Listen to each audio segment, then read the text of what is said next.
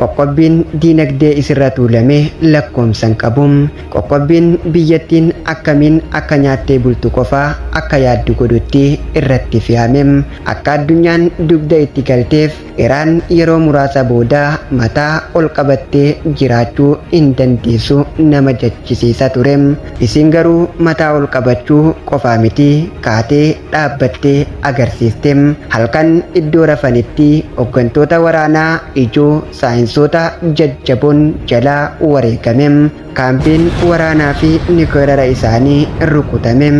rifaatuu kana mara keessaa bahanii deebii hangas ga'uu ni kennan jedhee namni eegee hin jirum biyyoota gamtaa arabaatiin marfamtee kophaa isii Israa'el kan Iraaqii fi Filistiin Sooriyaa Gazaa diigdee dura dhaabbattem seenaa keessatti Israa'el gargaarsa biyyoota akka Ameerikaa fi Awurooppaa tokko tokkoon alatti kophaa isii biyya kamii waliin lolatti seentee hin beektum Iraan garuu akka Israa'el Ameerikatti hin boonyeem Ameerikaa fi biyyoota gamtaa Awurooppaa biroon waamicha na gargaaraa na bira dhaabbadhaa kadhachuu dhiisii biyyoota gamtaa Arabaa isin marsanii jiraniifiyyuu waamicha dhiisii miskool hin taasisnem meeshaalee waraanaa biyya kamirraayyuu akka hin binnee fi akka hin galchine kan ugguramte Iraan qe'eedhuma isii keessatti saayinsootuma isin oomishattee Israa'el irratti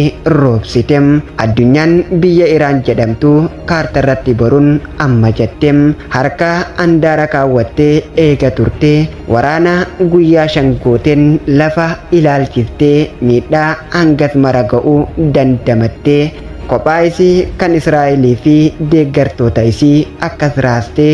silaa deeggarsa biyyoota tokkollee qabaatte ammoo maal akka gootu tilmaamuun nama hin dhibum coominaa fi cimina akkanaa qabaachuun